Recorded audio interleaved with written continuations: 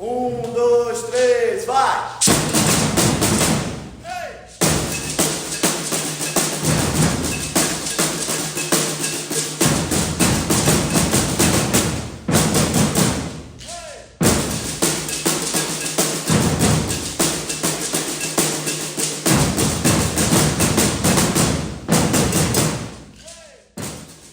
Quando eu tô tocando, tem várias coisas que eu sinto e que passam pela minha cabeça.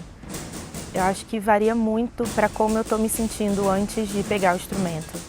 Às vezes é para extravasar uma raiva, às vezes é para curar uma ferida, às vezes é só para colocar amor no que eu tô fazendo. Depende muito, assim. E eu gosto muito de tocar descalça, para sentir o chão também. Eu acho que isso faz muita diferença, assim, essa conexão com a terra mesmo. Acho que isso me deixa mais ligada com tudo, com o universo, com o instrumento, com a música, com o que eu estou fazendo, com as outras pessoas. E eu gosto muito de olhar para as outras pessoas também quando eu estou tocando. Às vezes eu entro meio num transe, eu fico ali com o olhinho fechado e dando uma viajada, mas eu gosto sempre de estar olhando para as pessoas, estar tentando entender o que elas estão sentindo também. Eu acho que quando a gente se olha, a gente consegue deixar as nossas energias mais parecidas. Sou Jorge Martins, músico, educador social, cria dessa comunidade aqui, Morro da Conceição, onde na realidade tudo começou e se projetou para o mundo, né? Não só para o mundo, mas para o universo. E aí na proporção que a gente manda para o universo reverbera e volta para a gente de novo, redimensionalizado, né?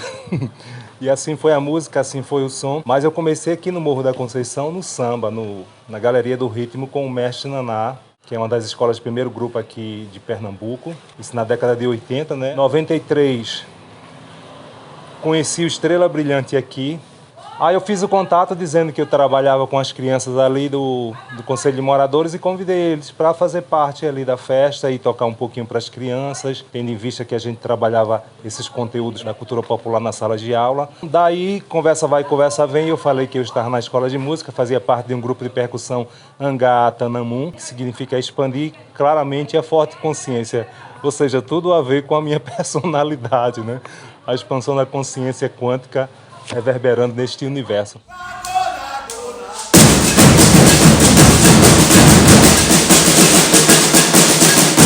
Em 98 eu cheguei aqui na escola, já fazia trabalho voluntário aqui na Padre João Barbosa. Eu cheguei para a diretora Mauricéia na época e propus a ela: Mauricéia, eu tenho uma atividade musical chamada Corpos Percussivos. Ah, ela, o que é isso? Eu digo, é uma aula que eu dou, uma metodologia que parte do princípio que o corpo é instrumento. No mesmo ano, em 98, eu fui convidado para o Festival da Juventude, lá em Brasília, em setembro de 98, dando oficina de maracatu e percussão. E aí nós decolamos com essa história do maracatu, que ainda era uma coisa muito embrionária, principalmente para o sulista, para o pessoal do sudeste, do centro-oeste, etc. e tal. Alguns anos depois, o Corpus Percussivo saiu daqui, foi para o centro da cidade. Eu aluguei uma academia de dança, o Espaço Experimental, lá na rua Tomazina, no Recife Antigo. Daí, Theo depois passou a fazer parte dessa trupe Corpos Percussivos. Em 2006, Theo viaja para Brasília.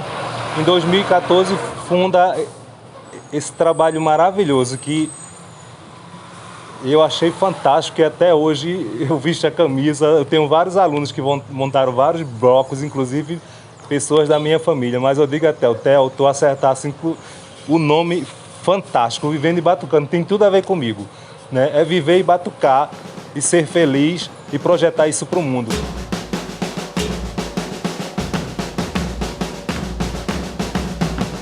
Em setembro eu estava aqui, né, nos meus afazeres de professor, assim, aí de repente chega esse casal para eu apresentar a escola, e aí papo vai, papo vem, veio o feeling de, pô, acho que aqui é um terreno fértil também para eu trazer, né, uma oficina percursiva. Eu falei, cara, você tem desejo, vem aí, né, apresenta e tenho certeza que vai dar certo. E na Festa da Cultura Popular, que celebramos o maracatu, a escola inteira estava super envolvida, né? A festa foi só o momento de ápice de um trabalho que o Theo veio desenvolvendo com as crianças, né, e com as famílias de todo o universo do maracatu. O tempo inteiro o Theo estava sendo requisitado. Vai lá na minha sala, leva o tambor, então tá de bobeira aí. Pô, Theo, nem tinha combinado, abre o baú lá, pega os tambor lá, vamos lá na sala. Né? E as crianças se envolveram muito com isso e foi muito bom para elas. E não só para as crianças, como para os educadores, porque também tem uma coisa que acontece, é que a música para muitas pessoas é algo distante da realidade delas no sentido do fazer musical. As pessoas não se acham capazes de fazer música. É como se fosse uma coisa para quem sabe, para quem estuda, um dom. E o Theo trouxe muito essa naturalização para cá. Todo mundo se sentia mais à vontade para tocar, e era muito bacana, porque se naturalizou muito aquela coisa que o Theo entrava na Vivendo e falava: "Tu maracas, crianças, maracatu!" 2014 era aquela coisa experimental, só os professores. O processo associativo, educacional, chama muito as famílias para também pensarem no que eu tenho para agregar com o processo comunitário, né? De educação. E aí o Theo pensou nessa experiência dele nos Bacs e também na experiência lá no Leão Coroado, mas também com o Jorge Martins, que tem uma vivência mais estruturada e uma pedagogia musical, né, digamos assim, uma didática musical. E aí pensou, pô, eu posso criar essa experiência. Começou primeiro com os educadores, né, da Vivendo, né? Ele foi fazendo um grupo e a gente se uniu, né, junto com ele. Todo mundo vindo tímido, assim, algumas pessoas que já tinham uma noção de musicalidade, outras que não. E acho que a gênese da oficina veio daí, de um grupo de pessoas que tem uma visão de cuidado com o mundo, de cuidado com as outras pessoas e de valorização da ancestralidade. Foi na oficina mesmo, vendo e batucando, que eu fui ter ideia, ter noções históricas mesmo, noções de um respeito, de que tem a ver com uma ancestralidade, até uma espiritualidade também. O Theo trouxe essa marcação de que a oficina Vivendo e Batucando não é um maracatu. Teve esse aspecto mais experimental, porque o Theo também não é nem músico, nem professor de formação, né? E aí foi experimentando e descobrindo isso junto. E era uma turma composta de professores. Então tinha um aspecto dessa experimentação educativa, assim, no primeiro momento. Então essa vibinha ali, 2014 mais assim, acho que ela ainda perdurava um pouco em 2017, quando a maioria das pessoas ainda que participavam tinham um vínculo com a Vivendo, ou eram famílias que conheciam, ou professores, mas já tinha um públicozinho externo, porque naquela época a oficina já tinha uma visibilidade como um espaço que se propunha a ter o maracatu no centro, né? A primeira coisa que a gente tocava, né, na oficina com o Theo é o corpo. É a primeira coisa que a gente faz, né? Então é legal a proposta, né, que o Theo trazia, que ele primeiro trabalhava, né, com a percussão corporal para depois passar para o instrumento. É legal também que o Theo proporcionava para a gente, né, um rodízio, né, dos instrumentos, para a gente aprender a tocar de tudo, né? No primeiro dia que eu cheguei aqui na Vivendo, eu toquei alfaia, toquei gongue e toquei uabê. O caixa foi o último que eu peguei, demorou um tempinho até pegar. O primeiro dia que eu cheguei na Vivendo foi um ensaio para uma apresentação que ia ter no dia seguinte. Foi muito caótico, eu não consegui nem falar com o Theo naquele dia. Ao mesmo tempo que eu senti esse caos, foi muito bom tocar de novo. E eu lembro muito do sentimento que eu tive na hora que eu segurei a alfaia. E de novo foi essa coisa, como se estivesse acendendo alguma coisa dentro de mim. E isso ficou muito marcado. E aí eu voltei na semana seguinte e tô aqui.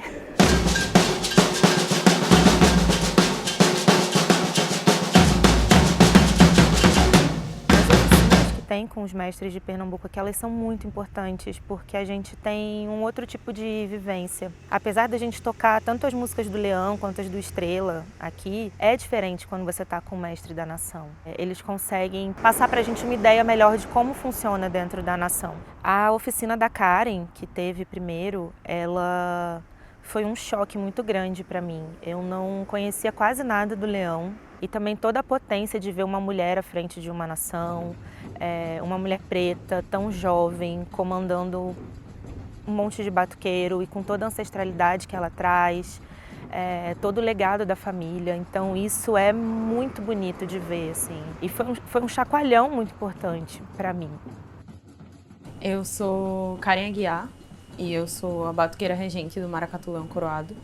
E a minha relação com o maracatu de baque virado vem desde o berço, né? Eu nasci em 2000 e já tinha maracatu na minha família desde 97.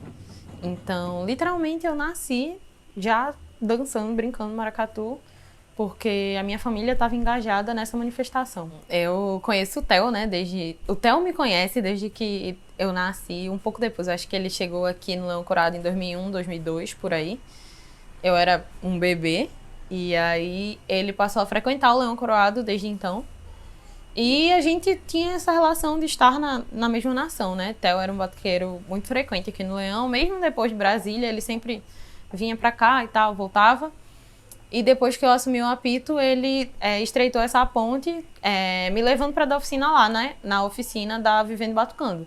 E aí foi quando, de fato, eu conheci o projeto e vi que ele estava dando conta de fazer uma oficina de maracatu para uma galera muito iniciante. Consegui juntar essa galera, né, que já conhecia maracatu em Brasília e que queria aprender maracatu. Esse é um trabalho massa, que está muito bem estruturado num lugar que é muito legal, né? É numa escola que trata as crianças de uma forma muito massa, muito respeitosa. E é numa escola, né? Só o fato da Vivendo ser numa escola já é uma parada, assim, gigante, né? Porque eles estão mostrando sobre cultura popular do Nordeste, preta, de matriz africana, afro-brasileira, para crianças que, no geral, elas não teriam contato com isso, né? Por estar geograficamente localizadas onde elas estão.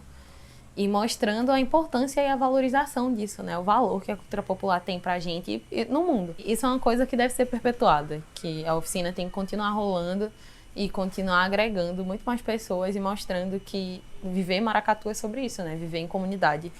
Inclusive com as crianças, que hoje em dia estão num lugar muito de seres humanos excluídos, né? Escanteados, que as crianças não têm autonomia ou não deveriam ter, mas que, ao contrário, elas precisam estar nesse processo de construir as manifestações culturais com a gente, porque quem vai dar continuidade para os brinquedos se não as crianças? Então, a Vivendo tem que continuar rolando onde ela está rolando, do jeito que rola. Então, para quem não conhece, para quem não sabe, tem uma história bacana que eu vim aqui no corpo percussivo do Jorge Martins, que era batuqueiro da Nação Estrela Brilhante e referência minha dentro da nação. Praticamente eu chamo o Jorge de profeta. Por quê? Porque quando a gente veio aqui, teve um problema na nação, e a Rainha Marivalda veio aqui fazer o convite para Jorge Martins assumir a Nação Estrela Brilhante do Recife. E eu estava com Dona Marivalda nesse dia e o Jorge profetizou, dizendo: a pessoa mais indicada, ideal para assumir o Estrela Brilhante está do seu lado, que é da comunidade, um menino jovem que está aí na luta aí. Então o Jorge foi o profeta de Fabinho. Hoje eu sou o mestre da Nação Estrela Brilhante, pelo profeta Jorge, que deu esse apoio aí, estou aí na luta aí, firme e forte.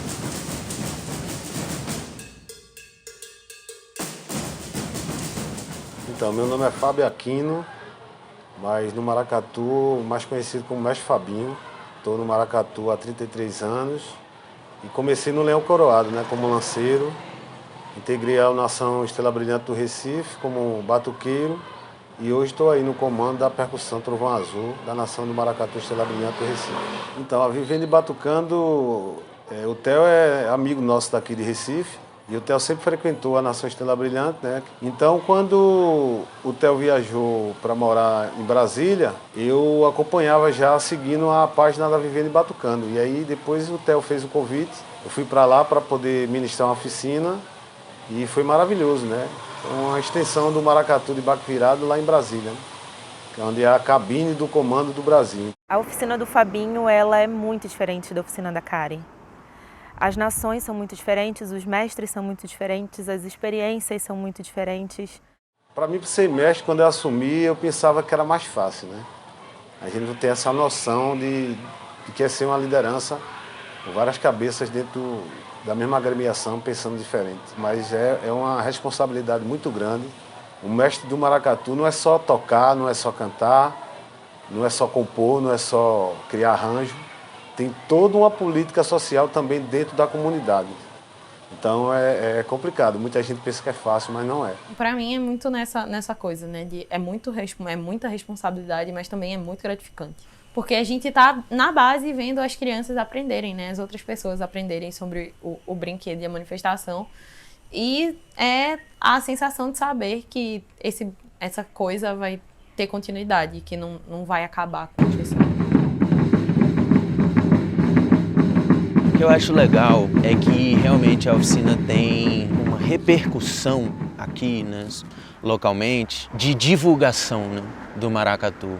Aí aquele mesmo pensamento do processo associativo educacional, de o que eu tenho para contribuir, eu acho que Brasília, né, tem um aspecto cultural que chama para esse mesmo lugar do que eu tenho para contribuir, porque é uma cidade muito nova, com essa cena cultural que está viva e se desenvolvendo e nascente. E até a fala dos mestres que a gente recebe aqui, né, o Fabinho e a Karen, de como é importante a gente dar essa visibilidade mesmo, né, para o maracatu. É bom que a gente esteja aqui tocando, é bom que as pessoas conheçam, que as pessoas escutem, que as pessoas sejam introduzidas ao maracatu. É o centro do plano piloto, então acaba que a maioria das pessoas que chegam são de um recorte específico social e que eu acho que nesses contextos em que talvez a cultura popular não esteve tão organicamente presente ao longo da vida das pessoas, né, da formação delas. Então, a gente trazer essas perspectivas para as pessoas é também romper esse lugar, né, muito profundo de uma educação restritiva da potência corporal, restritiva da expressividade mais livre. A gente está mexendo ali com um lugar íntimo das pessoas também, né? E aqui, por mais que tenha uma didática musical, que como a gente mencionou, né, o Theo herda muito do Jorge Martins, mas também traz esse aspecto do maracatu e da vivência de nação, que é aprender tocando juntos, né? A gente aprende muito uns com os outros. O coletivo é muito importante, né? Se a gente tiver uma pessoa fora do ritmo, a gente estraga um baque inteiro. Então a gente precisa estar todo mundo nessa coletividade, assim, e a roda é fundamental nisso. Para a gente se ouvir melhor, a gente se olhar melhor e se ouvir, não só ouvir o instrumento, né? A gente se ouvir enquanto indivíduos também. E foi lindo voltar pra cá, tipo, quase 10 anos depois e ver que a oficina tá viva e que vocês têm tocado também. Fiquei muito impressionada, né, com a qualidade, assim, né? Como a oficina cresceu, né? Como ela se desenvolveu, como ela agregou mais pessoas, né, também. Como a oficina estava mais estruturada, né? Tinha uma identidade. A primeira coisa, o que eu desejaria ao Vivendo e Batucando é vida longa, né? E que esta vida longa seja com a nossa coparticipação, né? Fabinho, Karen e Jorge Martins. E dizer aos alunos que eles estão de parabéns. A outra coisa é que eles pensem carinhosamente em vir para cá, fazer uma imersão cultural aqui na Fonte, Recife, Pernambuco, Olinda, porque é um carnaval maravilhoso. Talvez até alguns vão passar a morar aqui depois dessa imersão cultural. Venham para cá, para Recife, junto com o Theo aí, pega o bonde do rolé e vem-se embora para o Theo, viver e batucar aqui em Recife, que é o carnaval que há de melhor no planeta.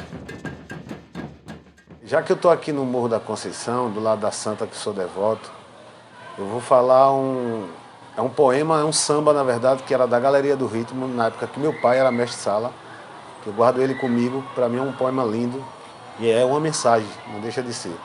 Ele diz que o negro apanhou, não reclamou, muitas vezes seu orgulho ferido, mas ninguém conseguiu deixar o negro vencido. O negro lutou, se libertou, o negro estudou, hoje é doutor. Então o negro tem o seu nome na história, história muito cheia de emoção, quase não se lembra que houve escravidão. Então a Galeria do Ritmo, Estrela Brilhante, em homenagem à cor, desfila na avenida, uma memória de uma história triste que passou. Obrigado, Isabel, obrigado, Nabuco, Castro Alves e Patrocínio, que tiveram a permissão do divino para lavar aquela mancha de horror. Brasil tem um negro numa faculdade, de mão dada com a sociedade e falando de paz e amor. E viva o Maracatu de Baque Virado.